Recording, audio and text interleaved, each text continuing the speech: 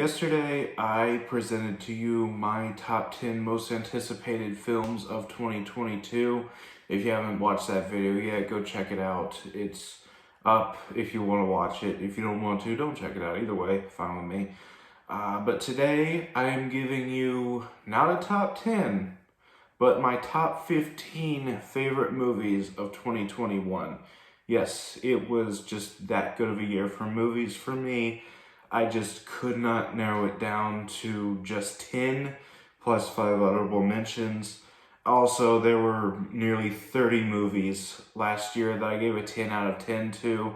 So this was actually a very hard list for me to do because there were just a lot that I loved from last year.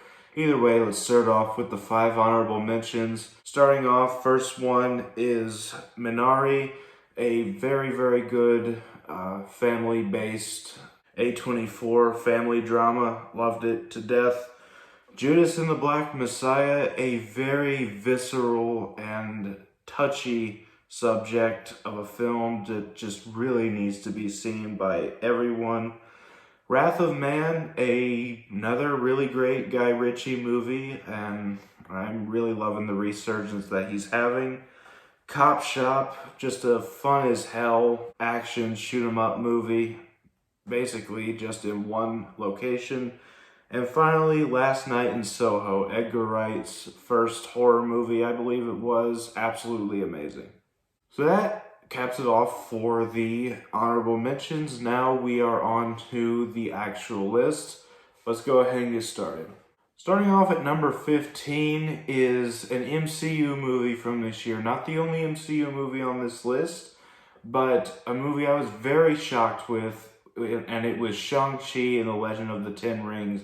I was absolutely blown away by this movie. I didn't have super high hopes for this movie. I didn't think it was going to be bad by any means. I just was not won over by any of the trailers. And so when I saw the movie, I was just wowed by how amazing everything in this movie was. Simu Liu is absolutely terrific as Shang-Chi. Tony Leung as the Mandarin, the real Mandarin, is really, really great. The action sequences are probably the best we've ever gotten within the MCU. Yes, the third act goes a little bit into the typical MCU CGI battle, but even that was actually really good.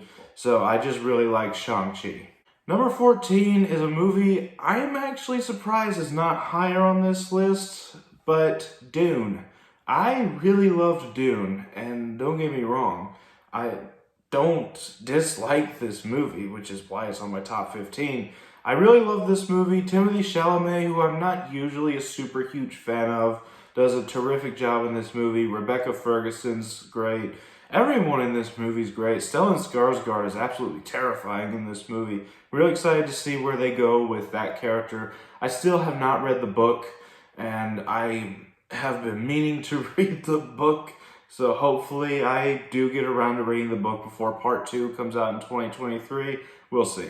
Number 13 is another big shocker for me that it's actually this good, and that is Sing 2. I really love the first Sing movie. I saw it not in 2016 when it first came out. I saw it the following January on my wife's birthday. I took her out to go see it, and I didn't have very high hopes for the first movie. I thought it looked kind of dumb. Plus, it was from the same animation studio that gave us Minions 2 years earlier. But I was very pleased with the first one, and I was obviously excited for this one, but I just didn't think it would be good. And this movie actually blows the first one out of the water. There's so much more story and plot to it, and more character development, and it gets a longer runtime, so it has more time to flesh itself out, and I really love that. The ending is absolutely amazing. I cannot wait to own it on Blu-ray. Number 12, yet another one I wish I could put higher, but there was just other movies that I liked more than it, and that is The Green Knight. This is an absolutely beautifully made A24 movie. This is not an action movie. Do not go into The Green Knight thinking it's an action movie. It's not. Dev Patel does an absolutely terrific job in the role of Sir Gawain, I think the character's name is. And this is a really, really good deconstruction of the Green Knight tale, which we are, well, some are familiar with, but it actually pays respect to it while also deconstructing it. I really liked it.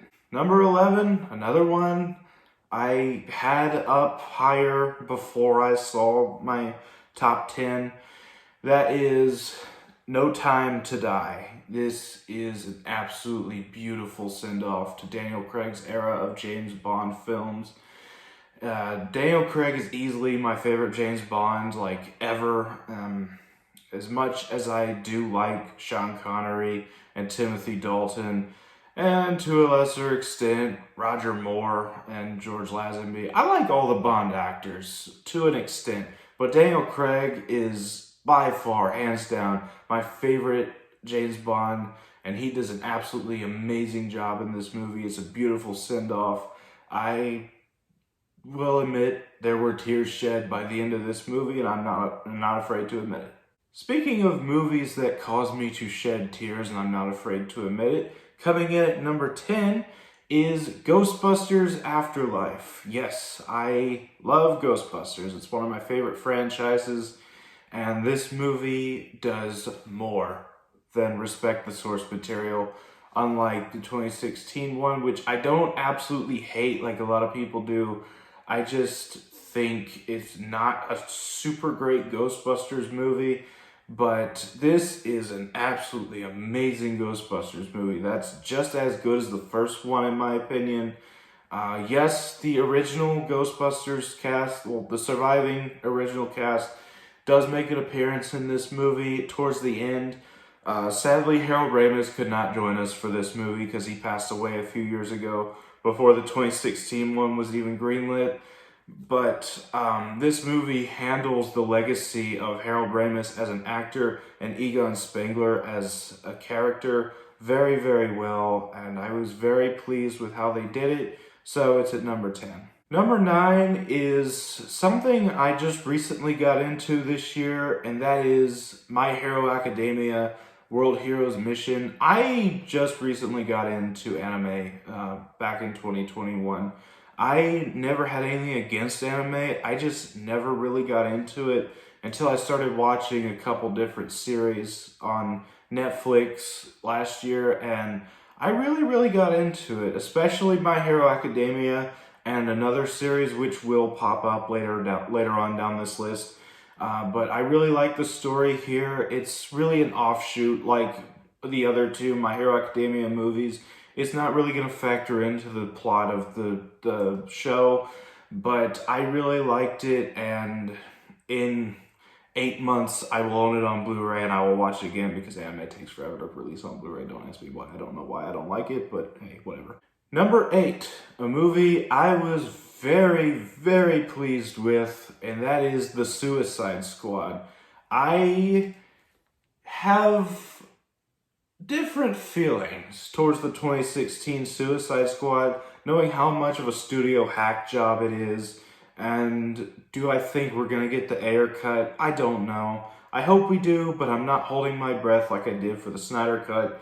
But this movie, absolutely amazing. There's a lot of people out there trying to claim that it's a disrespect to Zack Snyder and David Ayer, but like, why would they serve as producers on this movie if it was a disrespect to them? Y'all are just reaching. You're reaching.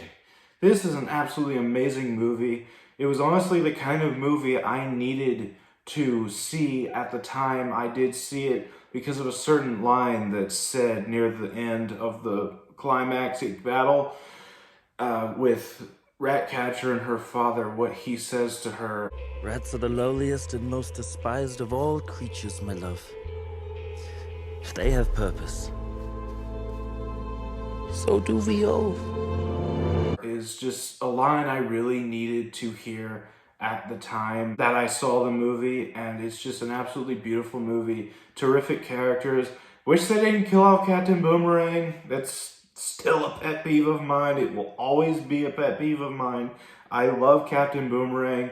I really hope they somehow bring him back in the future because, again, I love Captain Boomerang. I don't want him to stay dead because Jai Courtney is absolutely amazing in the role. But I did love the Suicide Squad despite him getting killed off. Number 7 is, I feel, a movie that Andrew Garfield deserves all the love and appreciation for. Tick Tick Boom, a Netflix original film. I loved this movie. It's actually based on a true story about Jonathan Larson, who wrote the Rent musical, and his struggle to get it greenlit and get it produced and get it written, really, which is the main crux of the movie. It's an absolutely amazing film and a terrific look into the life of Jonathan Larson. I do wonder how many people it took to stop Lin-Manuel Miranda from casting himself in the lead role, but that's another argument for another day.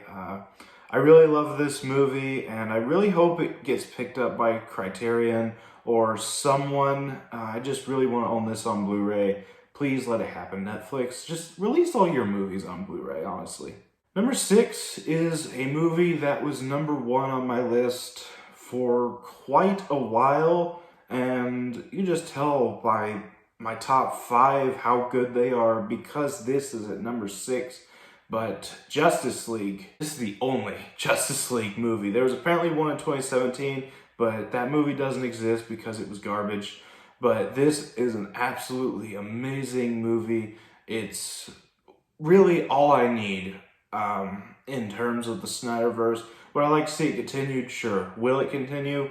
Doubt it, but I will admit if I'm wrong, if it does get picked up, but I don't think it will because Zack Snyder's busy over at Netflix with his Army of the Dead franchise, and he's doing very, very good there. But I really, really loved Zack Snyder's Justice League. It's everything I wanted in a Justice League movie. 4-hour runtime, they got plenty of time to flesh out everything. Steppenwolf, such an amazing villain compared to the 2017 atrocity. Darkseid, terrific villain, actually outshines Steppenwolf, which is very, very surprising, but absolutely imposing, terrifying villain. And if this is it for Zack Snyder's DC films, so be it. I am happy with this being the final one, if it is the final one. I'm not going to cry. I'm glad I have this movie to appreciate for years to come, pass on to my son later on down the road. And yeah, I just really love this movie. Number 5 is a movie I put off for the longest time because I just never got around to it. I didn't spend a lot of time on Netflix last year other than my anime viewings. But The Mitchells versus the Machines. I actually didn't watch this movie until the last week of December. And I don't know why I waited so long to watch this movie because this is a very, very great movie. It's from Lord and Miller. I don't think they directed it. I think they wrote and produced or something like that. But either way, this is an amazing movie. Terrific animation. I loved it. Great voice acting. Terrific, heartwarming story. I loved it to death. And I'm glad that this actually did get released on Blu-ray because I went out and bought it like right after I watched it on Netflix. I'm like, okay, I gotta own this movie. It's just a general rule of thumb. If I love it, I gotta own it. And yeah, I just really love Mitchells versus the Machines. Number 4 is a movie I did not expect to be this high on the list because it just looked like your generic comedy trope from Ryan Reynolds. But Free Guy was an absolutely beautiful, beautiful movie. It's more than just your generic Ryan Reynolds comedy. Yes, he does his Deadpool shtick, but he was doing the Deadpool shtick long before he was Deadpool. But he does an amazing job in this movie, and this is a beautiful story. It's one of those very few films that come along every now and then and remind you of just how beautiful life can be. And it's a heartwarming story, terrific visuals, great soundtrack, and a lot of scenes that really pulled at the heartstrings for me. Teared up a bit, especially in the third act. A lot of cameos and Easter eggs that literally made me laugh out loud in the theater, which not a lot of movies did this year or really recently, so there is a little bit to that as well. But yeah, Free Guy, absolutely amazing movie. Do not get the hate. Number 3, the best comic book movie of the year. You knew this was coming. Spider-Man No Way Home. I loved this movie. It was just the right amount of nostalgia, just the right amount of fan service, while also adding something new to Tom Holland's Spider-Man story within the MCU. And there will be spoilers in this little section, so if you have not seen No Way Home yet, skip past this section. But Tobey Maguire and Andrew Garfield are in this movie, and when they showed up, I was ecstatic. I absolutely loved this whole movie, from the returning villains to Tom Holland's story getting a natural progression to the inclusion of Tobey Maguire and Andrew Garfield. I was laughing, cheering, crying at all the right moments, and I just love this movie. It's absolutely beautiful. My runner-up at number 2 is a movie I pushed off for a while as well, and not because I wasn't interested, more because I didn't have a whole bunch of time to watch it, and also Ridley Scott was kind of getting annoying with his comments. But The Last Duel was such an amazing movie. Adam Driver and Matt Damon are absolutely terrific in this movie. Adam Driver is such a despicable character in this movie.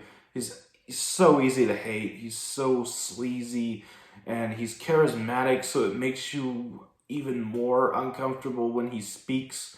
Ben Affleck is the secondary antagonist in this movie, and he's absolutely great in the role. He's, again, very, very conniving, very sly, very manipulative, very condescending. Absolutely terrific performances from everyone around in this movie, and I am glad I did give it a chance, and I went out and bought it on Blu-ray, and I just really liked this movie. My number 1 pick, however, is a movie that I saw back in May. I waited, and waited, and waited some more for something to come along and top this movie. Nothing ever came along and topped it. Some came very close, but nothing came as close to topping Demon Slayer the movie Mugen Train.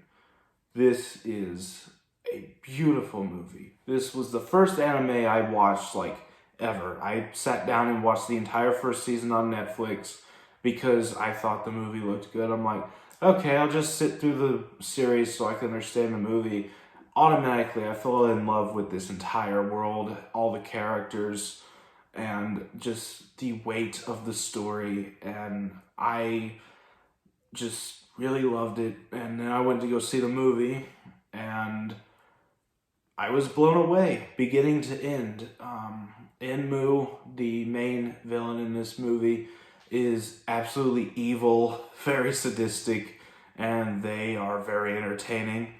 Tanjiro's story feels like a natural progression from the anime series. I actually sat down and read all the manga after I watched the first season and the movie. That's how invested I was.